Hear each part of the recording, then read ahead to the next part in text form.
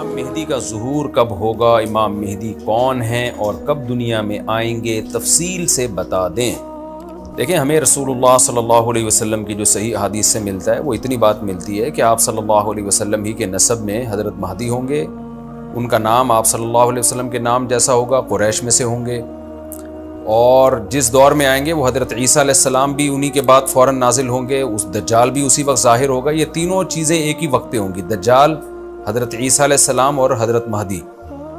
اور حضرت مہدی دمشق میں مسجد میں نماز کے لیے کھڑے ہوں گے کہ اچانک حضرت عیسیٰ علیہ السلام فرشتوں کے کندھوں پہ ہاتھ رکھ کے دمشق کے مینار پہ اتریں گے، پھر وہاں سے سیڑھیوں سے نیچے آئیں گے کیونکہ دارالاسباب میں داخل ہو چکے ہیں۔ حضرت مہدی ان سے کہیں گے کہ آپ نماز پڑھائیں، وہ انکار کریں گے۔ حضرت مہدی کی اقتداء میں حضرت عیسیٰ علیہ السلام نماز پڑھیں گے اور پھر دونوں کی اقتداء میں جہاد ہوگا۔ تو مجاہدین کے امام ہوں گے حضرت مہدی۔ اتنی بات ہمیں معلوم ہوتی ہے، چند باتیں اور ہیں روایات میں جو ملتی ہیں۔ یہ ہمیں ڈیٹ نہیں بتائی گئی ہے، سن نہیں بتایا گیا، سال نہیں بتایا گیا۔ اس بارے میں صدیوں سے لوگ پیش گوئیاں کر رہے ہیں کہ فلاں سن میں آئیں گے، فلاں سن میں آئیں گے۔ بڑے بڑے لوگوں نے پیش گوئیاں کی ہیں جو 100% غلط ثابت ہوئی ہیں۔ تو اب بھی لوگ پیش گوئیاں کر رہے ہیں کہ 2025 میں آئیں گے، کوئی کہہ رہا ہے 2030 میں آئیں گے۔ تو گورنمنٹ کی طرف سے کوئی پابندی نہیں ہے، کوئی بھی کچھ بھی کہہ سکتا ہے۔ نبی صلی اللہ علیہ وسلم نے اس کو مبہم رکھا ہے، صحابہ نے مبہم رکھا، نہ صحابہ نے نبی سے تاریخ پوچھی، نہ مہینہ پوچھا، اور نہ نبی نے بتایا۔ اور ایسی چیزوں میں اسلام اس کو مجمل ہی رکھتا ہے، کیونکہ وہ مہینہ آتا اور اس مہینے میں کوئی بھی اٹھ کے مہدی کا دعویٰ کر دیتا تو کنفیوژن پیدا ہو جاتی نا۔ اس لیے ہمیں اس پر مبہم ایمان ضروری ہے، مجمل ایمان ضروری ہے۔ مبہم تو نہیں کہیں گے، مجمل۔ مجمل کا مطلب تفصیل ہمیں معلوم نہیں ہے، بس ہمیں پتہ ہے کہ ایک وقت آنے والا ہے قرب قیامت میں کہ حدیث میں آتا ہے خراسان سے ایک لشکر اٹھے گا اور اللہ اس کو فتح عطا فرمائیں گے۔ حدیث میں آتا ہے کہ مجاہدین لڑیں گے اور اتنی بڑی جنگ ہوگی کہ آپ صلی اللہ علیہ وسلم نے فرمایا کہ 1/3 مجاہدین اس میں جو لڑنے والے ہوں گے وہ شہید ہو جائیں گے، جو اس وقت کے سب سے افضل ترین شہداء ہوں گے، اور 1/3 مجاہدین وہ ہوں گے جو لڑائی کی شدت اور سختی کی وجہ سے میدان چھوڑ کے بھاگ جائیں گے۔ یہ وہ لوگ ہوں گے جن کی اللہ کبھی بھی توبہ قبول نہیں کرے گا، اور 1/3 ہوں گے جن کو اللہ دنیا پہ غلبہ عطا کرے گا، کفر پہ غلبہ عطا کرے گا۔ تو یہ اس وقت پھر حضرت مہدی کی قیادت میں جہاد ہوگا اور پوری دنیا میں امن قائم ہو جائے گا۔ حضرت عیسیٰ ابن مریم بھی اسی وقت نازل ہوں گے، دجال کو قتل کریں گے، اور ایک اور دفعہ، یعنی ایک دفعہ تو اسلام دنیا میں غالب آ چکا ہے، تو ایک اور دفعہ اسلام حضرت مہدی حضرت عیسیٰ ابن مریم کے ذریعے پوری دنیا میں غالب آ جائے گا، اور ہر طرف خیر ہی خیر ہوگی، جزیے کا نظام ختم ہو جائے گا، اور اللہ تعالیٰ اپنی برکتوں کو کھول دے گا، آسمان کی برکتیں، خوب بارشیں برسیں گی۔ ایک روایت میں آتا ہے، ترمذی کی روایت ہے، اتنے بڑے بڑے انار پیدا ہوں گے کہ اس کے چھلکے کو لوگ سائبان کے طور پہ استعمال کریں گے، ایک ایک انگور کا دانہ کئی لوگ نچوڑ کے پئیں گے، یعنی برکتیں اللہ کی طرف سے ایسی کھل جائیں گی، تو پوری دنیا میں امن ہوگا۔ تو یہ جو نبی صلی اللہ علیہ وسلم کی جو بعثت تھی نا، آپ صلی اللہ علیہ وسلم کی، وہ کیا تھی؟ قرآن میں آتا ہے لِيُظْهِرَهُ عَلَى الدِّينِ كُلِّهِ، آپ صلی اللہ علیہ وسلم کو دنیا میں اس لیے بھیجا گیا تاکہ آپ دین کو پوری دنیا میں غالب کر دیں۔ تو ایک دفعہ تو یہ بنو امیہ کے دور میں، اور بنو عباس، اور پھر خلافت عثمانیہ، یہ جو مسلمانوں کی خلافتیں چلی ہیں، تو بنو امیہ اور بنو عباس کے دور میں تو اسلام پھیل گیا تھا، پوری دنیا، جتنی بھی مہذب دنیا تھی اس میں اسلام ہی اسلام تھا، یعنی اسلامی حکومت تھی، سب مسلمان نہیں تھے لیکن حکومت اسلامی تھی، سب مسلمانوں کے زیر سایہ تھے۔ تو اللہ تعالیٰ اب پوری دنیا میں کیفیت کے لحاظ سے، کمیت کے لحاظ سے، کوانٹٹی کوالٹی دونوں لحاظ سے اسلام کو دنیا میں غالب کرے گا۔ اس کے لیے اللہ نے حضرت مہدی اور حضرت عیسیٰ ابن مریم کا انتخاب کیا ہے۔ اتنا ہمارا ایمان ہے۔ اب کیا ہوتا ہے کہ ہر تھوڑے دن میں کوئی مہدی اٹھ کے دعویٰ شروع کر دیتا ہے، اور تو امام مہدی سب سے پہلی بات یہ مجاہد ہوں گے، بڑی اہم ترین بات یہ ہے، اور انہی کے دور میں حضرت عیسیٰ ابن مریم بھی نازل ہوں گے، تو اور دجال بھی ظاہر ہوگا۔ تو اس لیے یہ تینوں چیزیں ایک ساتھ ہیں، اس لیے ان کو پہچاننے میں اہل اسلام کو دشواری نہیں ہوگی۔ حضرت مہدی کو تو لوگ خود تلاش کریں گے، ان کی علامتوں میں سے یہ بھی ہے، وہ دعویٰ نہیں کریں گے، لوگ اہل اللہ، بزرگان دین، علماء ان کو خود تلاش کریں گے۔ آج لوگ خود دعویٰ کر رہے ہوتے ہیں حضرت مہدی ہیں، میں حضرت مہدی ہوں، تو وہ دعویٰ جو کرے گا اس کا مطلب وہ تو ہو ہی نہیں سکتا۔ تو اس لیے ہمیں اس ٹاپک کو ختم کر دینا چاہیے اس سینس میں کہ اس سینس میں ختم کر دینا چاہیے کہ جو دعوے کر رہے ہیں نا کہ کل آ رہے ہیں، پرسوں آ رہے ہیں، فلاں سن میں آ رہے ہیں، اس سینس میں اس ٹاپک کو ہمیں ختم کر دینا چاہیے. ہاں جتنا احادیث میں ہے اس کو بیان کرنا چاہیے. اور جو لوگ بھی خلاف سنت ہوتے ہیں وہ تو حضرت مہدی ہو ہی نہیں سکتے. آج تو مہدی ہونے کا دعویٰ ایسے ایسے پاگل فضول قسم کے لوگ کر رہے ہیں جو انسان ہونے کا دعویٰ کرنے سے پہلے ان کو سوچنا چاہیے کہ ہم انسان کے بچے بھی ہیں کہ نہیں.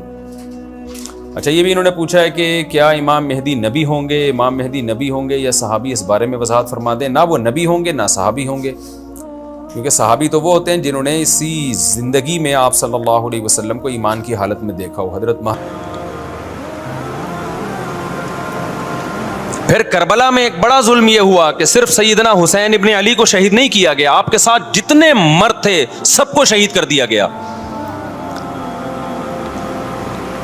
لیکن ہمیں پیغمبر صلی اللہ علیہ وسلم اور صحابہ کی سیرت میں کیا ملتا ہے؟ میں ایک آیت سے آپ کو سمجھاتا ہوں.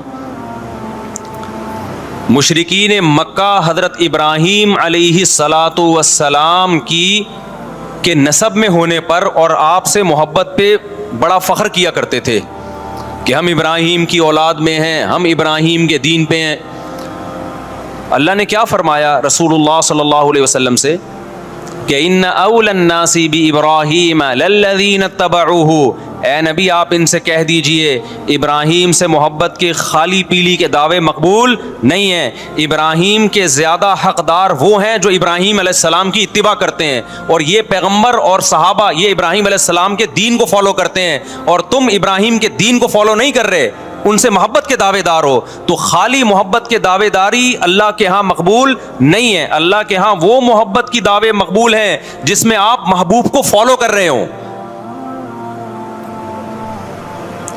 سیدنا حسین ابن علی رضی اللہ تعالی عنہ جو جنت کے جوانوں کے سردار ہیں، آپ سے محبت کا دعویٰ اس وقت مقبول ہوگا جب آپ سیدنا حسین کی سیرت کو فالو کریں گے.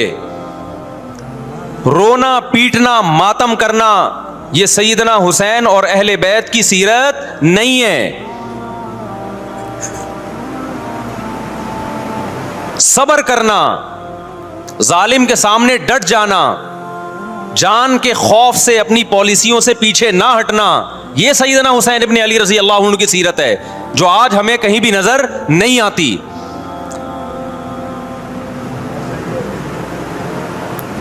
تو ہم نے بھائی دیکھنا ہے صحابہ کا طرز عمل کیا تھا. آپ بتاؤ صحابہ کو سیدنا حسین سے محبت تھی یا نہیں تھی؟ کیا غم کا پہاڑ ٹوٹا ہوگا جب اطلاع ملی ہوگی کہ سیدنا حسین ابن علی اور آپ کے اصحاب اور اہل بیت کو سب کو کربلا میں شہید کر دیا گیا ہے. کیا قیامت گزری ہوگی. کوفہ سے ایک شخص آیا نا عبداللہ بن عمر سے پوچھنے لگا جو مارنے پر دم کا مسئلہ. انہوں نے فرمایا تم نے پیغمبر کے نواسے کو قتل کر دیا اور مسئلہ یہ پوچھ رہے ہو کہ جو مارنے پر دم آئے گا کہ نہیں آئے گا. ایک طرف تم نے پیغمبر کے نواسے کو قتل کر دیا کربلا میں، اور اب ہم سے آ کے مسئلہ پوچھتے ہو جو مارنا جائز ہے یا نہیں ہے. صحابہ کے ہاں یہ غم کم غم نہیں تھا. دیکھو حضرت معاویہ رضی اللہ تعالی عنہ کے ہاتھ پہ بھی حضرت حسین نے بیعت نہیں کی، لیکن بغاوت بھی نہیں کی. کیوں؟ بغاوت سے فتنے کا اندیشہ تھا. حضرت حسن جو حضرت حسین کے بڑے بھائی تھے، انہوں نے سیدنا معاویہ رضی اللہ تعالی عنہ کے ہاتھ پہ بیعت کی اور اس اختلاف کو ہمیشہ کے لیے اپنی کوشش کے مطابق ہمیشہ کے لیے ختم کر دیا. ختم ہوا نہیں ہوا ایک الگ بحث ہے، لیکن حضرت حسن کا مقصد کیا تھا کہ مسلمانوں کی دو جماعتوں کو میں آپس میں لڑتا ہوا نہیں دیکھ سکتا. لوگوں نے کہا آپ خلافت کے حقدار ہیں، آپ نے فرمایا میں دستبردار ہوتا ہوں سیدنا معاویہ کے حق میں. حضرت حسن بیعت ہو گئے حضرت معاویہ سے اور یہ اختلاف کو کیا کر دیا؟ ختم. حضرت حسین بیعت نہیں ہوئے، لیکن حضرت حسین نے بغاوت بھی نہیں کی. ہر ایک کی اپنی رائے تھی. حضرت حسن کی اپنی رائے تھی. ان کا خیال تھا کہ بیعت ہونا مسلمانوں کے لیے زیادہ مفید ہے، ایک پاورفل حکومت ہوگی، ایک طاقتور ریاست ہوگی، ورنہ لڑتے رہیں گے آپس میں. حضرت حسین کا موقف یہ تھا کہ میں بغاوت تو نہیں کروں گا لیکن بیعت بھی نہیں ہوں گا، کیونکہ اگر بیعت ہو گیا تو اس سے جو خلفائے راشدین کے دور میں جو خلیفہ کی سلیکشن کا طریقہ تھا وہ طریقہ ختم ہو جائے گا. تو میں اگر اس طریقے کو نہیں لا سکتا تو اس کے خلاف کو پروموٹ بھی نہ کروں میں. یہ بھی ایک رائے تھی. میں سمجھا پا رہا ہوں اپنی بات؟ بھائی رائے کا اختلاف ہوتا ہے نا. نبی صلی اللہ علیہ وسلم نے فرمایا اذا اجتہد المجتہد فإن اصاب فلہ اجران وإن اخطأ فلہ اجر واحد. جب کوئی مجتہد اللہ کی رضا کو سامنے رکھ کے اجتہاد کرتا ہے, صحیح اور غلط کا فیصلہ کرنے بیٹھتا ہے, رائے یعنی اس کا مقصد اللہ کی رضا ہو, تو اگر وہ درست نتیجے پہ پہنچے تو 2 ثواب, غلط نتیجے پہ پہنچے تو بھی 1 نیکی اس کو ملتی ہے, اس لیے کہ اس کے بس میں جو خیر خواہی کا کے لیے جو تھا وہ اس نے کر دیا. رائے کا اختلاف ہوتا ہے. تو حضرت حسن رضی اللہ تعالیٰ عنہ بیعت ہوئے حضرت معاویہ کے ہاتھ پہ. سیدنا حسین نہ بیعت ہوئے اور نہ آپ نے بغاوت کی, خاموشی اختیار کی. حضرت معاویہ رضی اللہ تعالیٰ عنہ نے سیدنا حسین کو تلوار کی زور سے بیعت پر مجبور نہیں کیا, بلکہ نواسہ رسول کا خیال کیا اور وصیت بھی کی لوگوں کو.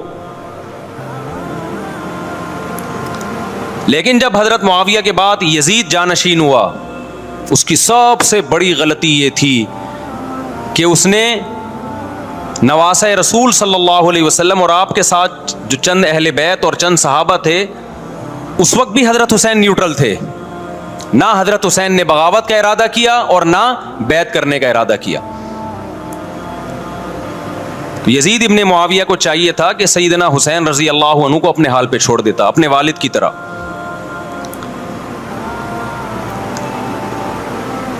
حضرت حسین رضی اللہ تعالیٰ عنہ کو جب کوفہ سے خطوط آئے, یہ میں وضاحت اس لیے کر رہا ہوں کہ حضرت حسین بغاوت کے لیے نہیں نکلے تھے, اس مسلمان حاکم کے خلاف بغاوت کے لیے نہیں نکلے تھے, کیونکہ رسول اللہ صلی اللہ علیہ وسلم کی بہت ساری صحیح حدیث ہے اس بارے میں کہ جو باغی ہے, جو ریاست کے خلاف بغاوت کرتا ہے, اس کو نبی صلی اللہ علیہ وسلم نے اس عمل کو پسند نہیں کیا. تو حضرت حسین رضی اللہ تعالیٰ عنہ کو کوفہ سے خطوط آئے کہ یہاں سارے کے سارے لوگ آپ کے ہاتھ پہ بیعت کرنے کے لیے تیار ہیں. ظاہر ہے جب کسی علاقے کے لوگ دارالخلافہ ہو اور سب بیعت ہونے کے لیے تیار ہوں تو پھر آپ کا جانا یہ بغاوت کا عمل نہیں کہلاتا. حضرت حسین رضی اللہ تعالیٰ عنہ اہل بیت کے ساتھ نکلے. کربلا میں جب پہنچے, مشہور واقعہ آپ 20 دفعہ سن چکے ہیں, وہاں جا کے آپ کو اطلاع ہوئی کہ وہ خبر غلط تھی اور عبید اللہ بن زیاد نے ایک پورا لشکر بھیجا سیدنا حسین رضی اللہ تعالیٰ عنہ کو مجبور کرنے کے لیے کہ میرے ہاتھ پہ آپ زبردستی بیعت ہو جائیں. تو حضرت حسین رضی اللہ تعالیٰ عنہ نے مطالبے رکھے کہ یا تو مجھے واپس جانے دیے جائے, اور اگر بیعت کرنا ہی ہے تو میں دمشق میں امیر کے ہاتھ پہ جا کے بیعت کروں گا. بہت معقول مطالبے تھے یہ. میرا مقصد ابھی کربلا کا واقعہ بیان کرنا نہیں ہے, اس پہ بہت کچھ کہا جا چکا ہے, خود میرا بھی بیان اس پہ تفصیل سے ہو چکا ہے. اس کے بعد بھی سیدنا حسین رضی اللہ تعالیٰ عنہ کو مجبور کرنا کہ عبید اللہ بن زیاد جو بدبخت انسان, جو قاتل تھا اہل بیت کا, اسی کے ہاتھ پہ لازمی بیعت ہوں, جبکہ وہ امیر بھی نہیں ہے, وہ گورنر ہے ایک علاقے کا. تو نواسہ رسول کا خیال نہ کرنا یہ بدترین ظلم تھا جو اس وقت حکومت سے ہوا ہے.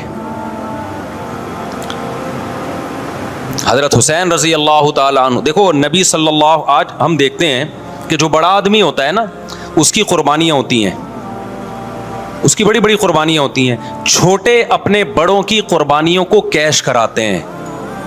آپ نے دیکھا ہوگا فلاں نے بڑی قربانیاں دی اور بچے موج کر رہے ہیں, دیکھا نا آپ نے.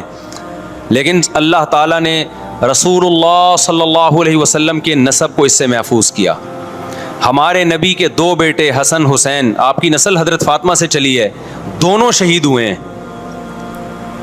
اس میں بہت بڑی حکمت تھی کہ پیغمبر صلی اللہ علیہ وسلم نے سب سے پہلے تربیت اپنے گھر والوں کی ہے. آج لوگ باہر فنٹر بنے ہوئے ہوتے ہیں, تبلیغیں کر رہے ہوتے ہیں, اپنے گھر کی ان کو پرواہ نہیں ہوتی.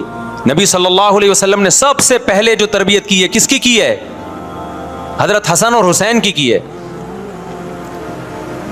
تو جب کربلا میں آپ کو چاروں طرف سے گھیر لیا گیا اور آپ کو مجبور کیا گیا کہ آپ نے ابن زیاد کے ہاتھ پہ بیعت کرنا ہے, تو آپ نے اس ذلت کو گلے لگانے سے انکار کر دیا. آپ کو 100% یقین تھا کہ اتنے بڑے لشکر کے سامنے میں ٹھہر نہیں سکتا, اسباب کی دنیا میں فتح کی امید نہیں ہے.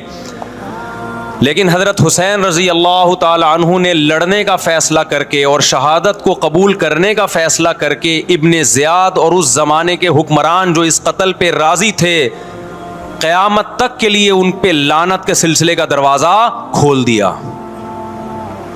بعض دفعہ اللہ بھی یہ چاہتے ہیں کہ بدبختوں کو ڈھیل ملے تاکہ ان کا جرم سنستدرجہم من حیث لا یعلمون، قرآن کہتے ہیں نا ہم ان کو ڈھیل دیں گے، ان کو برائی میں ہم آگے بڑھنے دیں گے، ایسے بڑھنے دیں گے کہ ان کو خود بھی پتہ نہیں چلے گا، تاکہ قیامت کے دن ان کا عذاب ان کو کئی گنا بڑھا کر دیا جائے۔ اب میرے بھائی ہمارے لیے کیا سبق ملتا ہے؟ جب یہ واقعہ ہوا عالم اسلام میں کوہرام مچ گیا،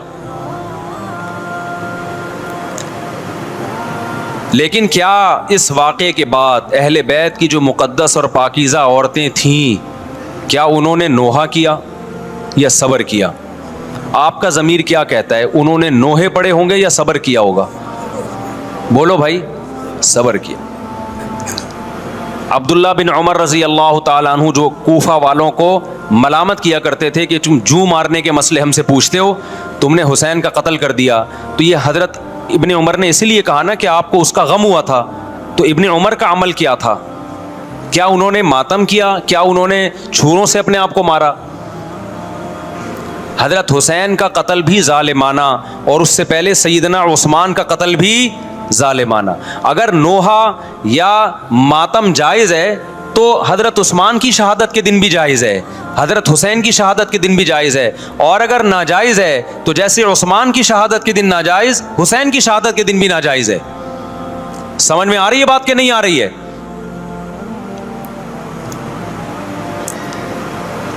قرآن کیا کہتا ہے ایسے مواقع کے بارے میں؟ تلک امۃ قد خلت لہا ما کسبت ولکم ما کسبتم۔ قرآن جب بھی پرانی امتوں کے واقعات بتاتا ہے، قرآن کہتا ہے یہ قوم تھی جو گزر گئی، انہوں نے جو کیا اس کا بدلہ ان کو ملے گا، تم جو کرو گے اس کا بدلہ تمہیں ملے گا۔ تو ہمیں اللہ نے اس واقعے میں بھی بتا دیا کہ سیدنا حسین کا واقعہ، کربلا کا واقعہ جب سنا کرو تو یہ سوچا کرو یہ قوم تھی جو گزر گئی، جس نے اچھا کیا، حسین ابن علی نے اچھا کیا، ان کو اس اچھائی کا بدلہ ملے گا۔ اور جو حضرت حسین کے قتل کے حضرت سیدنا حسین کے مبارک خون سے جن کے ہاتھ آلودہ ہوئے، کیونکہ قتل کیا نا انہوں نے، تو لہا ما کسبت، ان کو اس ظلم کا بدلہ بھی ملے گا۔ تو ہمارا کام کیا ہے؟ ہم نے فالو کرنا ہے حسین کے راستے کو، نہ کہ حسین کے نام پہ ہم نے ماتم کرنے ہیں۔ حسین کا راستہ کیا ہے جس کو ہم نے فالو کرنا ہے؟ اب میں چند چیزیں آپ کو بتاتا ہوں۔ سب سے پہلا سبق جو ہمیں کربلا میں ملتا ہے کہ عزت اور دین، ایک طرف دنیا ہے، دیکھو اگر حضرت حسین رضی اللہ تعالیٰ عنہ ابن زیاد کے ہاتھ پہ جا کے بیعت ہو جاتے، آپ کیا سمجھتے ہو بے تحاشا مال و دولت حضرت حسین پہ خرچ نہیں کرتا کیا وہ؟ جب ایک بڑا آدمی کسی کے ہاتھ پہ بیعت ہوتا ہے تو اس کو بھی تو فائدہ ہوتا ہے نا اس سے۔ اور کیا حضرت حسین کو یقین نہیں تھا کہ کربلا میں شہید ہو جاؤں گا؟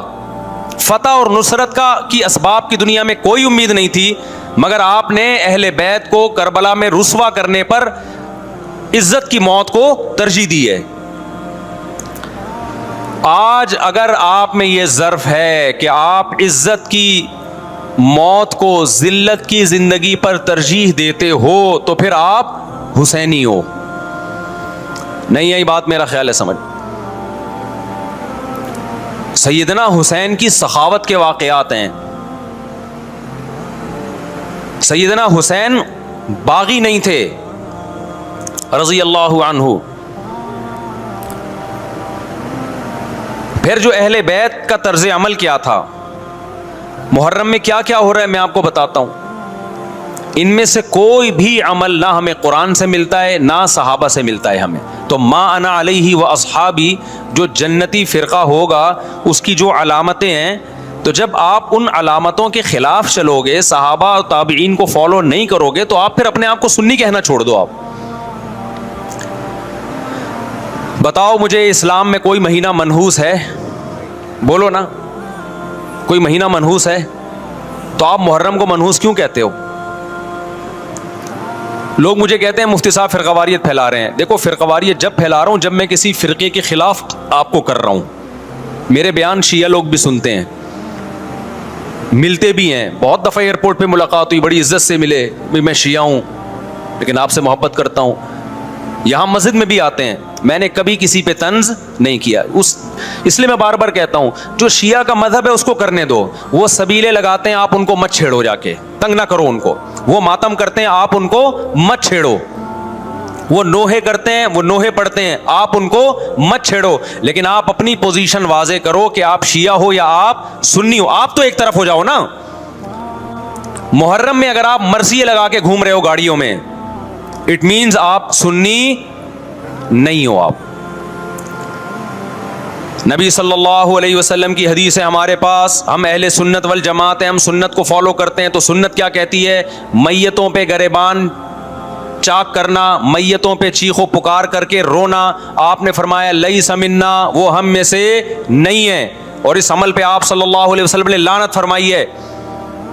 لوگ کہتے ہیں حسین کی یاد میں رونا نبی کی سنت ہے. نبی صلی اللہ علیہ وسلم کو جب جبریل نے بتایا کہ حسین شہید ہوں گے, آپ روئے, اس لیے کہ اس وقت آپ کو یہ خبر ملی تھی. لیکن کیا ہر محرم میں آپ نے رونے کا پروگرام کیا ہے, یا صحابہ کو بیٹھ کے باقاعدہ رلایا ہے آپ نے؟ کیا ہو گیا بھائی؟ آپ کو بھی جب کربلا کا واقعہ کی خبر ملی آپ کی آنکھوں میں آنسو آ جائے, یہ نیچرل ہے, یہ حسین سے محبت کی علامت. لیکن ہر محرم میں باقاعدہ بٹھا کے رونے کا پروگرام کرنا یہ حسین سے محبت کی علامت نہیں ہے, بلکہ شریعت میں ناجائز ہے یہ غموں کو بڑھانا. یہ کہاں سے جائز ہو گیا؟ حضرت عثمان بھی تو شہید ہوئے تھے, نبی صلی اللہ علیہ وسلم کے داماد تھے. ان کی یاد میں آپ رونے کو سنت کیوں نہیں کہتے؟ ہماری نظر میں حسین کا قتل بھی بہت بڑا ظلم اور سیدنا عثمان کا قتل بھی بہت بڑا ظلم تھا. دونوں مظلوم تھے, دونوں مظلوم شہید تھے, ہمیں دونوں کی شہادت پہ غم ہے. لیکن اب اس غم کو مناتے نہیں ہیں. اسلام میں غم منانا سنت نہیں ہے. دیکھو جعفر طیار رضی اللہ عنہ, نبی کے چچا زاد بھائی, اہل بیت, جب آپ صلی اللہ علیہ وسلم نے ان کو لڑائی کے لیے میدان جنگ میں بھیجا, رومیوں سے لڑائی تھی. حضرت جعفر طیار کی 4 بیویاں تھیں. جب نبی صلی اللہ علیہ وسلم مسجد نبی میں بیٹھے, آپ کو فرشتوں نے اطلاع دی کہ جعفر طیار شہید ہو گئے. آپ صلی اللہ علیہ وسلم کی آنکھوں سے آنسو. یہ آنسو اس وقت نکلے جب عین شہادت کی اطلاع ملی ہے. اس وقت آنسوؤں کا نکلنا محبت کی علامت ہے. آپ نے صحابی رسول کو بھیجا کہ جاؤ آپ کی زوجات کو, بیویوں کو جا کے خبر دو کہ جعفر طیار شہید ہو گئے. کیا قربانی تھی صحابہ کی. آپ دیکھو ایسے جوان تھے جعفر طیار, خوبصورت جوان. غزوہ بدر میں جب مشرکین مکہ نے یہ نعرہ لگایا کہ حل میں مبارز, 3 سردار آئے, انہوں نے کہا پہلے تمہارے اندر سے 3 بہادر آئیں ہم سے لڑیں. دیکھو عربوں میں یہ ہوتا تھا کہ جب جنگ کے لیے 2 فوجیں آمنے سامنے کھڑی ہوتی تھیں تو پہلے دونوں طرف کے بہادر ترین لوگوں کی لڑائیاں ہوتی تھیں کہ جب تک دونوں میں سے ایک قتل نہیں ہوگا لڑائی شروع نہیں ہوگی. تو آپ کو پتا ہے کہ اس میں بہادر ترین لوگ نکلیں گے نا, جو لڑنا جانتے ہوں. مشرکین مکہ کی طرف سے 3 یا 4 بڑے بڑے سردار آئے لڑائی سے پہلے, بدر میں لڑائی سے پہلے. انہوں نے نعرہ لگایا حل میں مبارز, کوئی ہے تم میں جو پہلے ہم سے لڑے. یعنی ادھر سے ہم 3 ہیں تو ادھر سے بھی کتنے چاہیے؟ 3 بندے. ادھر سے انصار صحابہ آئے.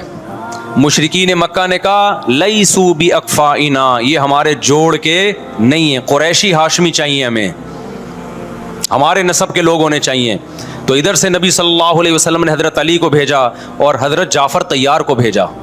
جن صحابہ کو بھیجا ان میں حضرت جعفر طیار بھی تھے. حضرت جعفر طیار رضی اللہ تعالی عنہ اور سیدنا علی مقابلے میں غالب آ گئے. خوبصورت صحابی, نجاشی کے سامنے آپ نے تقریر کی ہے, ہجرت کی ہے نا جب حبشہ کی طرف, تو نجاشی نے پوچھا جعفر طیار سے کہ تمہارے پیغمبر جو کلام لے کر آئے ہیں وہ سناؤ. حضرت جعفر طیار رضی اللہ تعالی عنہ نے سورہ مریم پڑھنا شروع کر دی. काफ हा या आइन सौद ज़िक्र रहमति रब्बिका अब्दहु ज़करिया इज़ नादा रब्बहु निदाअन खफिया क़ाल रब्बि इन्नी वहनल अज़्मु मिन्नी वश्तअल अर्रअसु शैबा वलम अकुम बिदुआइका रब्बि शक़िया व इन्नी ख़िफ़्तुल मवालिय मिन वराई व कानत इम्राअती आक़िरन फ़हबली मिन लदुनका वलिया। ऐसी हज़रत मरियम और ईसा इब्ने मरियम की सीरत को सूरह मरियम में बयान किया हज़रत जाफ़र तैयार ने कि नजाशी रोते रोते उसकी दाढ़ी तर, और जितने पादरी बैठे थे सब की दाढ़ियाँ तर हो गई रोते रोते। तो ये तकरीर जो नजाशी के इस्लाम का सबब बने, बादशाह को मुसलमान करने वाले कौन थे? हज़रत जाफ़र तैयार।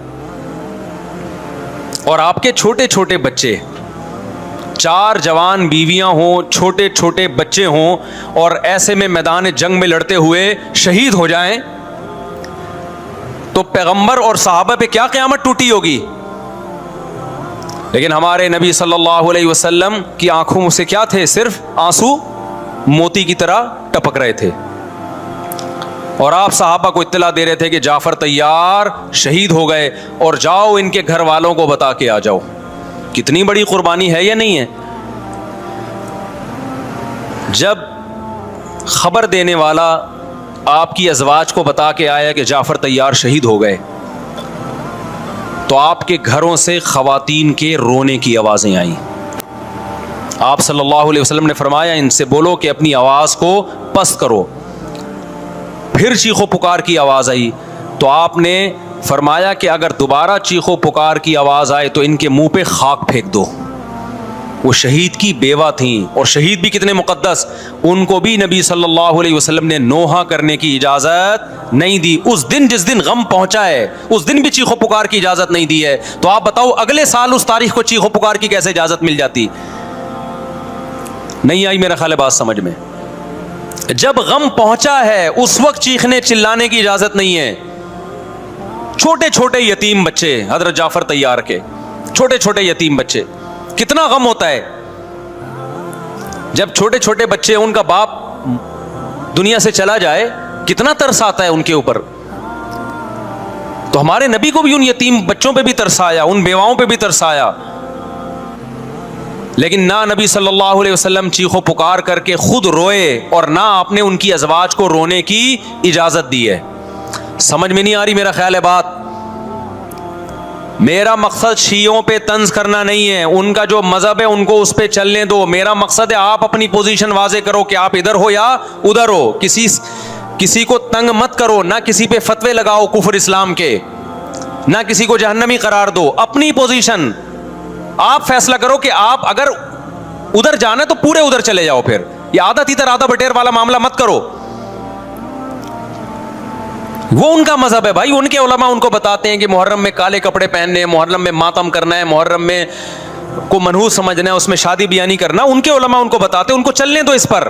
दुनिया में बहुत से फिरके हैं, बहुत से मजहब हैं। हम किसी को ना ख़त्म कर सकते हैं, ना किसी के खिलाफ नफरत पैदा कर सकते हैं। इससे कोई चीज़ हासिल नहीं होगी।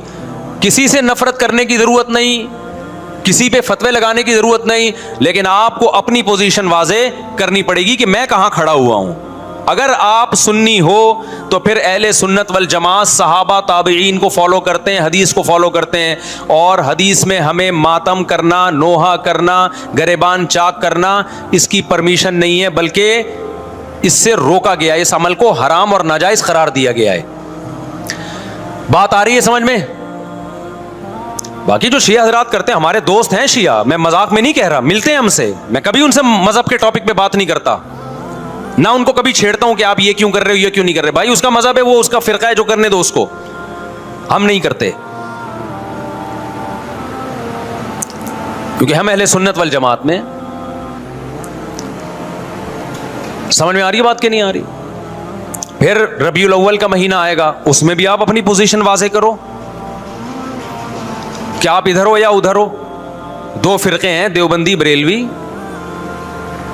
मैं नहीं कह रहा कि कौन जन्नती कौन जहन्नमी, लेकिन बर्रे सगीर में जिनको देवबंदी कहा जाता है वो नज़र न्याज तीजे 40 में के कायल बोलो नहीं है।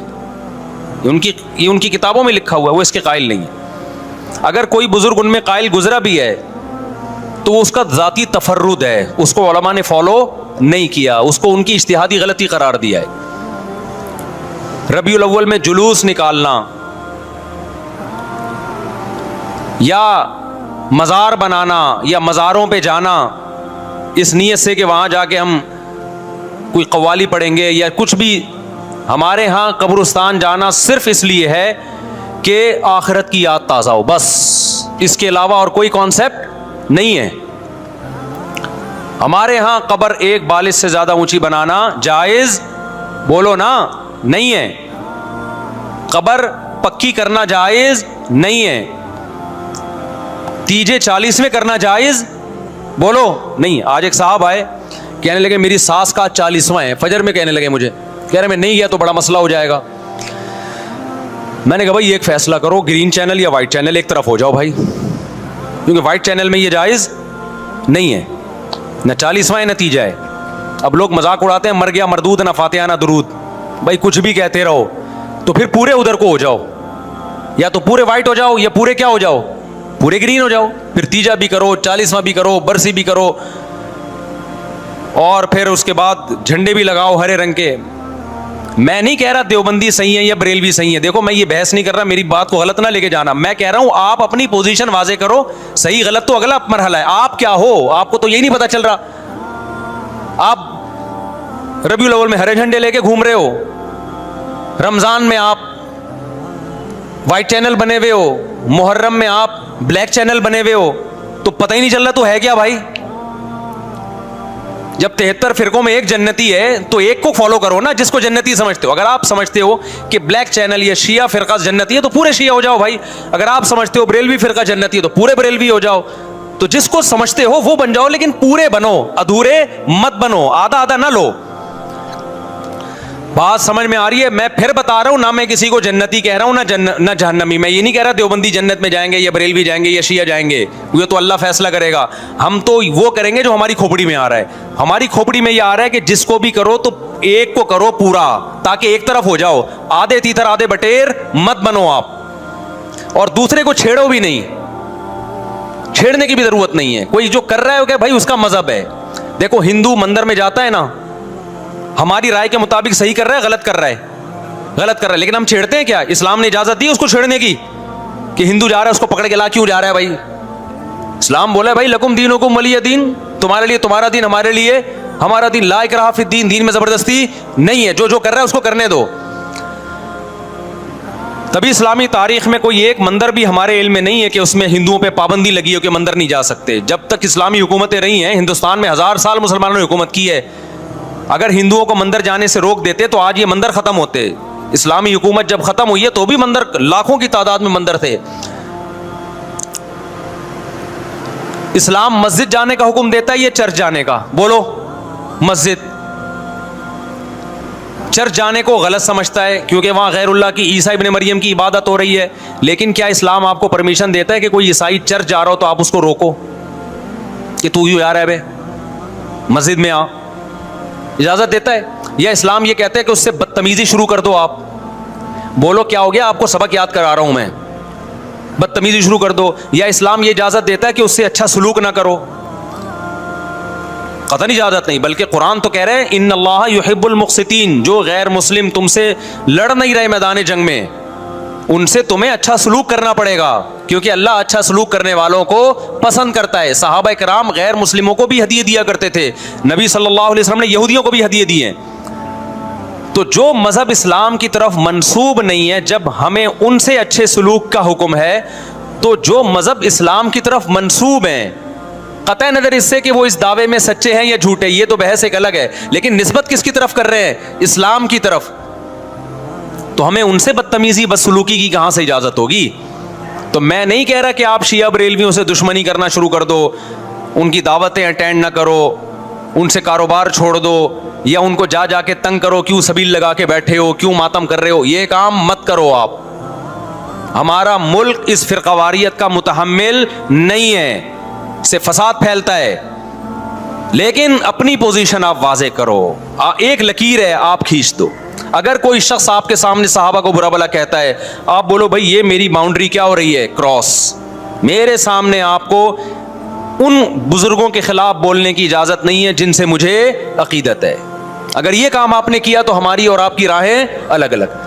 آپ کا جو مذہب ہے بھائی، آپ بند کمرے میں، آپ کے امام بارگاہ میں، آپ کے مسجدوں میں، یا جہاں بھی ہے وہ آپ کا نجی معاملہ ہے. ہمارے ان میں سے بعض کو، یعنی جو یاجوج ماجوج ہیں، ان میں سے بعض کو یوم الدین، جس دن ایسا ہوگا، جس دن اللہ کا وعدہ آئے گا اور یہ دیوار ٹوٹے گی، یموج فی بعض، ہم ان کو ایسا کر دیں گے کہ یہ ایک دوسرے میں گھس رہے ہوں گے.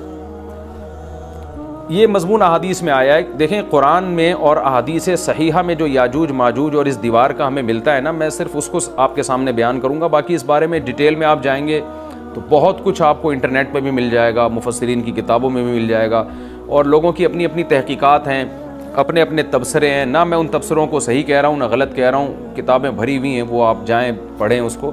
لیکن جتنی بات قرآن سے اور صحیح احادیث سے یاجوج ماجوج کے بارے میں ثابت ہوتی ہے، میں صرف اس کو آپ کے سامنے ابھی پیش کر رہا ہوں. پہلا عقیدہ تو یہ ثابت ہوتا ہے کہ یاجوج ماجوج ایک قوم ہے، انسان ہیں، وہ کوئی انسانوں کے علاوہ کوئی الگ مخلوق نہیں ہے، لیکن ہیں بڑے فسادی. دوسری بات، یہ بہت قدیم ہے. ذوالقرنین جب گئے تو اس سے پہلے کی یہ قوم ہے، اور زمین میں پہلے سے فساد مچا رہی ہے، لیکن بہت زیادہ ان کی کثرت نہیں تھی جتنی کثرت قرب قیامت میں ہوگی، کیونکہ نسل ان کی بہت تیزی کے ساتھ بڑھ رہی ہے. تیسری بات یہ ہے کہ اللہ نے ان کو دنیا کے کسی حصے میں رکھ کے چھپا دیا ہے. چھپایا اس لیے ہے کہ ان کے ظاہر ہونے کا ایک ٹائم ہے، اور وہ ہے حضرت عیسیٰ علیہ السلام کا دور.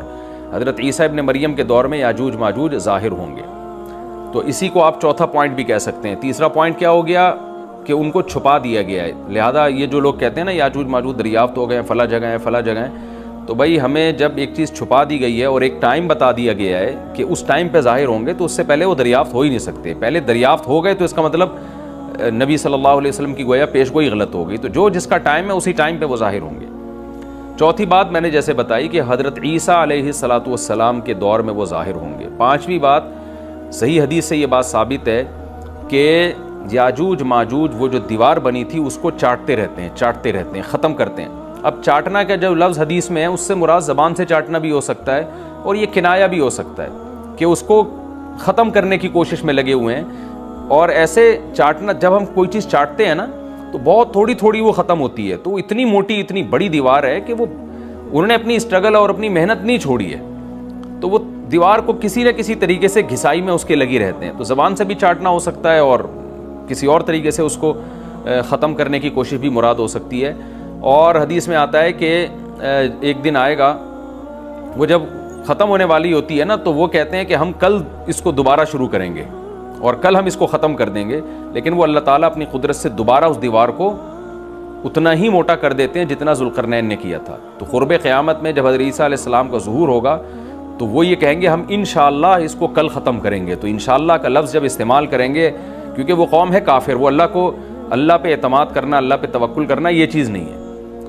جیسے کافر تو نہیں کہے گا نا اللہ نے چاہا تو وہ اللہ پہ یقین نہیں رکھتے. تو وہ جب اللہ کا نام لیں گے اور کہیں گے کہ اللہ نے چاہا تو ہم اس کو کل ختم کر دیں گے، تو پھر اسلام کی وجہ سے وہ دیوار ختم ہو جائے گی. اس کی مثال ایسے جیسے حدیث میں آتا ہے، پچھلی قوموں میں ایک نوجوان تھا جو جادوگر کے پاس بھی جاتا تھا اور راہب کے پاس بھی جاتا تھا، جس کا سورہ بروج میں تذکرہ ہے، والسماء ذات البروج میں.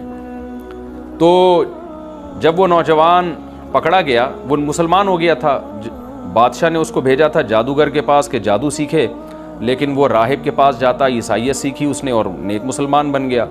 تو بادشاہ نے اس کو قتل کرنے کی حتی الامکان کوشش کی، مگر وہ قتل نہیں ہو پا رہا تھا. بادشاہ نے اس کو پہاڑ پہ بھیجا اپنے سپاہیوں کو لے کے کہ پہاڑ سے لے جا کے اس کو گرا دو، لیکن اللہ نے مدد کی کہ وہ سپاہی گر گئے، یہ بچ گیا. بادشاہ نے حکم دیا اس کو سمندر میں لے جا کے غرق کر دو، وہ سارے سپاہی غرق ہو گئے، یہ بچ گیا. تو کسی بھی طرح سے اس کی قتل کی کوششیں کامیاب نہیں ہو رہی تھیں. تو اس نے بادشاہ سے کہا کہ تو اگر مجھے قتل کرنا چاہتا ہے نا تو چوک پہ کھڑا کر کے تیر مجھے مار اور کہے کہ بسم اللہ و ربی ھذا الغلام، اس نوجوان کے رب کے نام سے میں اس کو قتل کرتا ہوں. تو اللہ کا نام لے کے مجھے مارے گا تو میں قتل ہو جاؤں گا. نوجوان یہ قربانی اس لیے دے رہا تھا کہ بادشاہ جب پوری پبلک کے سامنے اللہ کا نام لے گا تو لوگوں کو یقین آ جائے گا کہ بھئی اللہ کا نام لینے سے تو کام ہو گیا، اور اللہ کا نام لیے بغیر کام نہیں ہو رہا تھا. تو جو بادشاہ اللہ کو مانتا نہیں تھا آج اس کو بھی اللہ کا نام لینا پڑا ہے. تو نوجوان نے یہ قربانی اس لیے دی کہ بادشاہ جب اللہ کا نام لے گا لوگوں کو اللہ کی ذات پہ یقین آئے گا اور لوگ مسلمان ہو جائیں گے، عیسائیت کو قبول کر لیں گے۔ تو اس نوجوان نے یہ قربانی دی اور بادشاہ نے اللہ کا نام لے کے جب تیر مارا تو وہ نوجوان شہید ہو گیا، اور لیکن پورا ملک مسلمان ہو گیا، عیسائیت قبول کر لی۔ اور سورہ بروج میں پھر اللہ نے ان کا تبصرہ کیا، ان کا واقعہ بیان کیا ان کے بارے میں کہ کیسے بادشاہ نے خندقیں کھود کھود کے پوری قوم کو جو ہے وہ جو دین سے پیچھے نہیں ہٹے ان کو کس طرح سے آگ میں پھینک دیا ان سب کو۔ تو اس سے پتہ چلتا ہے کہ کافر بھی بعض دفعہ جب اللہ کا نام لیتا ہے نا تو اس کو دنیاوی فائدہ ہو جاتا ہے۔ تو یاجوج ماجوج بھی تنگ آ کر پھر اللہ کا نام لیں گے اور کہیں گے اللہ نے چاہا تو ہم اس دیوار کو کل ختم کر دیں گے، اور بالآخر وہ دیوار ختم ہو جائے گی۔ پھر قرآن کے الفاظ ہیں آگے کہ جب یہ دیوار ختم ہوگی وَتَرَكْنَا بَعْضَهُمْ يَوْمَئِذٍ۔ اچھا ہاں، میں بتا رہا تھا کہ حدیث سے کیا پوائنٹ پتہ چلتے ہیں، تو یہ 5 پوائنٹ ہو گئے۔ چھٹا پوائنٹ یہ کہ حضرت عیسیٰ ہی کے دور میں یہ کسی وبا کے ذریعے ہلاک ہو جائیں گے۔ حضرت عیسیٰ علیہ السلام اتنے زیادہ ہوں گے کہ ان سے لڑنا ممکن نہیں ہوگا، جیسے کہ قرآن میں بھی آ رہا ہے وَتَرَكْنَا بَعْضَهُمْ يَوْمَئِذٍ يَمُوجُ فِي بَعْضٍ، ہم ان میں سے بعض کو بعض کے اندر گھسا دیں گے۔ اتنی کثرت سے ایک دوسرے میں ہی نہیں، اب آبادی کی کثرت بہت ہوگی ان کی، گھسے ہوئے ہوں گے ایک دوسرے میں، یہ جیسے چیونٹیاں اور مکوڑے ہوتے ہیں، تو ان سے لڑنا ممکن نہیں ہوگا۔ تو حضرت عیسیٰ علیہ السلام لوگوں کو لے کے کوہ طور پہ چلے جائیں گے اور باقی مسلمان وہ اپنے اپنے گھروں کے اندر بند ہو جائیں گے، اور پھر اللہ کی طرف سے ایک وبا آئے گی اور اس وبا میں یہ سارے کے سارے ہلاک ہو جائیں گے۔ اور پھر جب ہلاک ہو جائیں گے تو اتنی زیادہ ان کی لاشیں زمین پہ ہوں گی، اتنی زیادہ کہ انسانی آبادی ان کی لاشوں سے متعفن ہونا اور بیمار ہونا شروع ہو جائے گی، ان کی لاشوں سے بدبو اٹھے گی، اور ظاہر ہے انسان ہوں گے یہ، تو اس کی وجہ سے جو زمین کا ماحول خراب ہوگا۔ پھر حضرت عیسیٰ علیہ السلام اللہ سے دعا مانگیں گے کہ اللہ تعالیٰ ان کو کسی طرح ٹھکانے لگائے، کوئی انتظام کرے۔ پھر حدیث میں آتا ہے بارشیں ہوں گی اور سیلاب آئیں گے اور ان کی لاشیں بہہ بہہ کے پانیوں میں جا کے سمندروں میں جا کے ختم ہو جائیں گی، اللہ تعالیٰ ان کو اس طرح سے ٹھکانے لگائے گا۔ تو یہ یہاں تک جتنے بھی مضامین ہیں یہ صحیح احادیث سے ثابت ہیں۔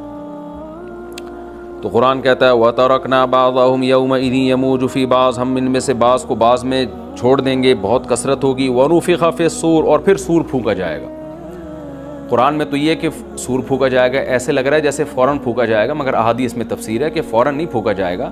یاجوج ماجوج قیامت کی نشانیوں میں سے ایک بہت بڑی نشانی ہوگی، یعنی یہ اس بات کی علامت ہوگی کہ اب قیامت بہت قریب ہے۔ تو حضرت عیسیٰ ابن مریم علیہ السلام جب نازل ہوں گے، میں تھوڑی سی ترتیب بیان کر دیتا ہوں کہ کیونکہ بات یاجوج ماجوج کی چل رہی ہے تو اس سے منسلک جو واقعات ہیں جو اس دور میں ہوں گے وہ بھی میں اسی لیکچر کے ضمن میں بیان کر دیتا ہوں۔ ہمیں صحیح حدیث سے یہ پتہ چلتا ہے کہ قرب قیامت میں جب مسلمان بہت قسمہ پرسی میں ہوں گے تو خراسان سے لشکر اٹھے گا۔ خراسان یہ افغانستان اور ایران کا حصہ، اس علاقے کو نبی صلی اللہ علیہ وسلم کے دور میں خراسان کہا جاتا ہے، جس میں قندھار بھی آتا ہے، ایران کا بھی حصہ آتا ہے اس میں۔ تو یہاں سے لشکر اٹھے گا، مجاہدین لڑیں گے بہت بڑی تعداد میں، دنیا میں جہاد ہوگا کیونکہ مسلمان ظلم کی چکی میں پس کے تنگ آ چکے ہوں گے، اور لڑتے لڑتے حدیث میں آتا ہے اتنی بڑی بڑی لڑائیاں ہوں گی کہ 1/3 مسلمان شہید ہو جائیں گے اس میں، 1/3 مجاہدین جو لڑنے والے ہوں گے، اور 1/3 جو ہوں گے وہ میدان جنگ سے بھاگ جائیں گے، اور 1/3 کو اللہ فتح عطا فرمائے گا۔ تو جو 1/3 میدان جنگ سے بھاگ جائیں گے، نبی صلی اللہ علیہ وسلم نے فرمایا ان کی توبہ کبھی قبول نہیں ہوگی۔ جو 1/3 شہید ہو جائیں گے وہ افضل ترین شہداء ہوں گے اس وقت کے، اور 1/3 کو اللہ تعالیٰ غلبہ عطا فرمائیں گے۔ ایک واقعہ تو ہمیں قرب قیامت میں نبی صلی اللہ علیہ وسلم سے یہ ملتا ہے صحیح حدیث سے۔ دوسرا ہمیں یہ ملتا ہے کہ قرب قیامت ہی میں مسلمان قسمہ پرسی کا شکار ہوں گے، تو تلاش کریں گے حضرت مہدی کو، کیونکہ حضرت مہدی وہ شخصیت ہیں جن پہ تمام نیک لوگ جمع ہو جائیں گے اور وہ مسلمانوں کی میدان جنگ میں کمانڈ کریں گے، جہاد میں کمانڈ کریں گے۔ تو ان کو بیت اللہ میں تلاش کیا جائے گا، وہ رسول اللہ صلی اللہ علیہ وسلم کی اولاد میں ہوں گے، اور لوگ ان کو پہچان لیں گے، اہل اللہ پہچان کر ان کو اپنا امیر بنائیں گے، اور ان کی قیادت میں پھر لڑائی اور جہاد شروع ہوگا۔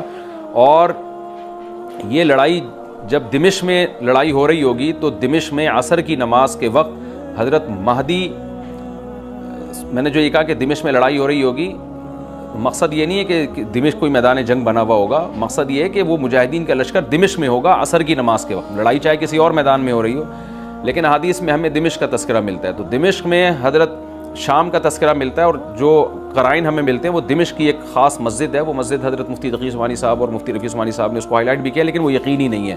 یہ خوب سمجھیں, انہوں نے اس کا بھی تبصرہ کیا ہے کہ اس کے بارے میں کوئی یقین نہیں ہے. تو حضرت مہدی عصر کی نماز پڑھا رہے ہوں گے, لوگ امامت میں آپ کے پیچھے کھڑے ہوں گے, یہاں تک کہ مسجد کے مینار پر, آج بھی وہ مینار موجود ہے جس کے بارے میں غالب گمان ہے کہ یہ وہ مینار ہے جہاں حضرت عیسیٰ علیہ السلام نازل ہوں گے. غالب گمان کے درجے میں کہا جا سکتا ہے, ورنہ پھر اسی کے اڑوس پڑوس میں کوئی مسجد ہوگی.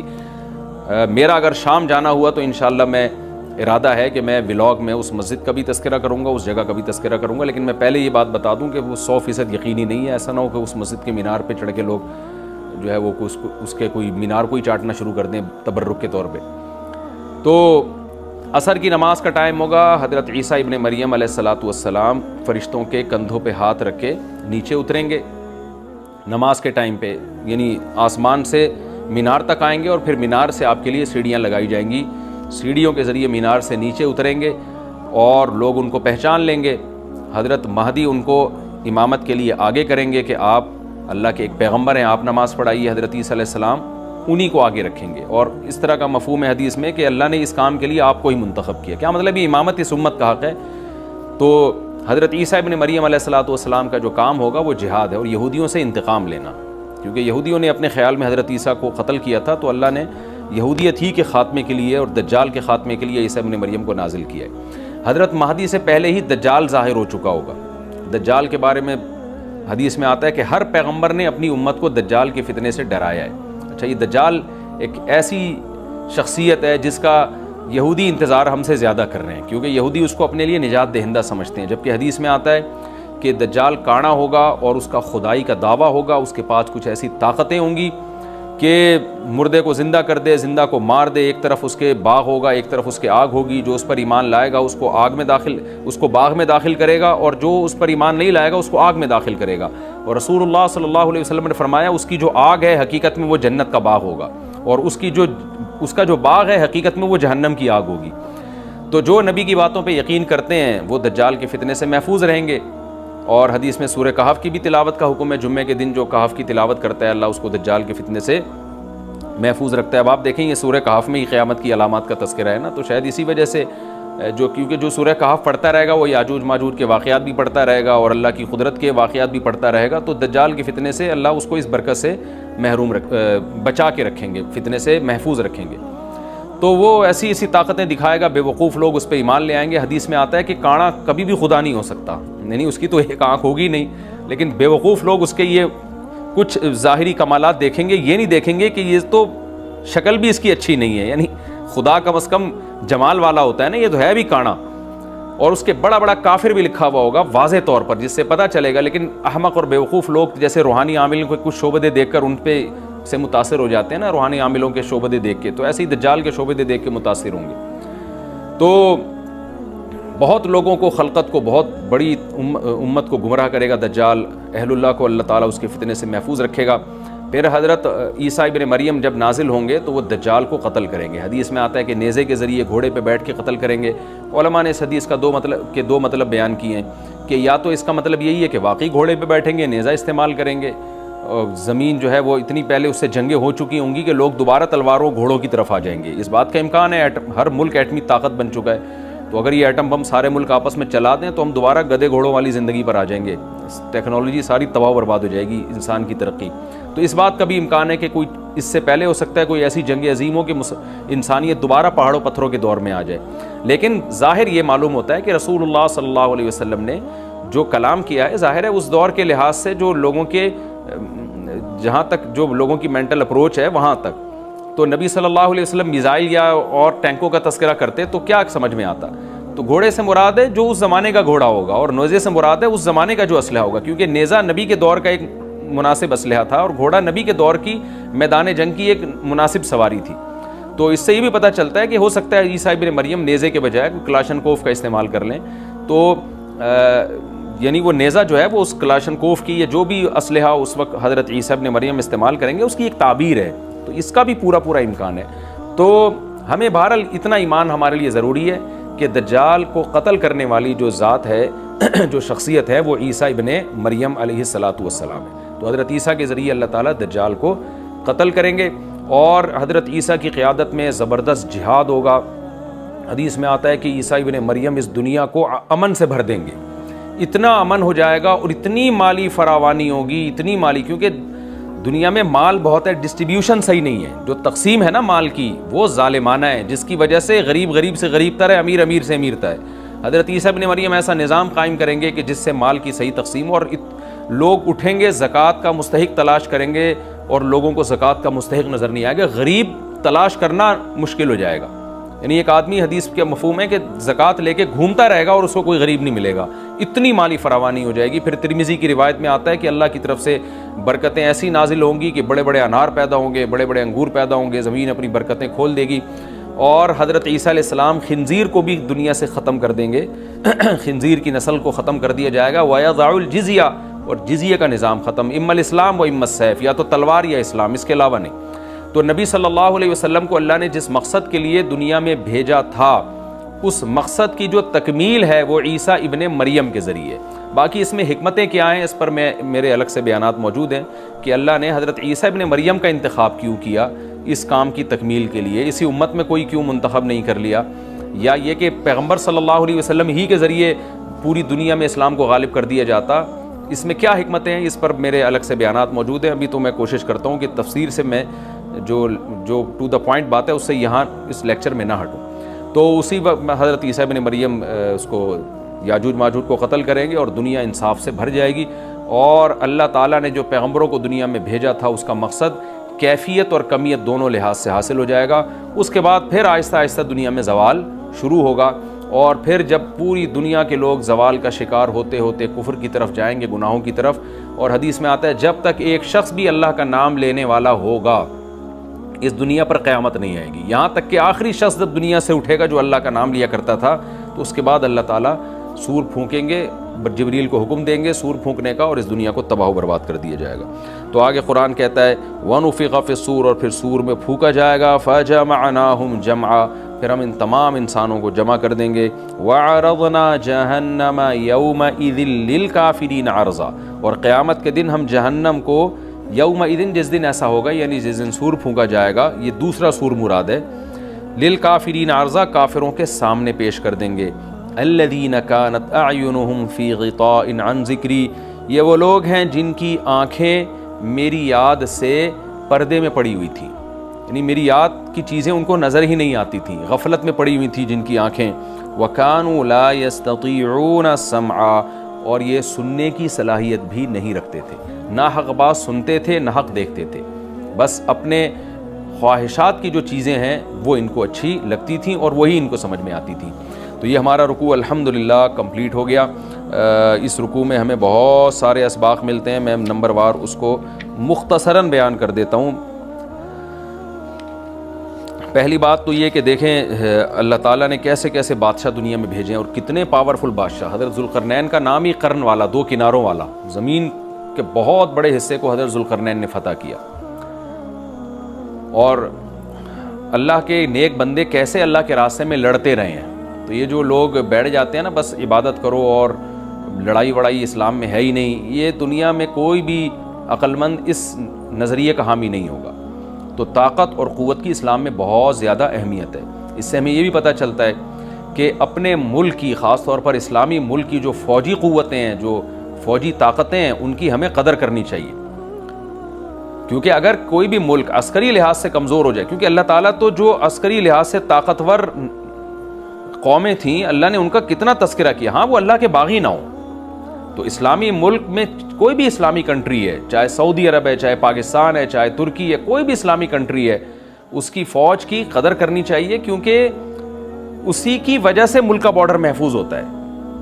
اگر مسلمان عسکری لحاظ سے کمزور ہونا شروع، ایسا بیان جو دل کے زخم تازہ کر دے گا۔ ہمارے اس چینل کو سبسکرائب، لائک، شیئر، کمنٹ لازمی کیجیے، ہماری ہر آنے والی ویڈیو بآسانی آپ تک پہنچ سکے۔ ہمارا یہ بیان سن کر آپ کی پوری زندگی بدل جائے گی۔ ہمارے چینل کو سبسکرائب، لائک، شیئر، کمنٹ لازمی کریں، ہماری ہر آنے والی ویڈیو بآسانی آپ تک پہنچ سکے۔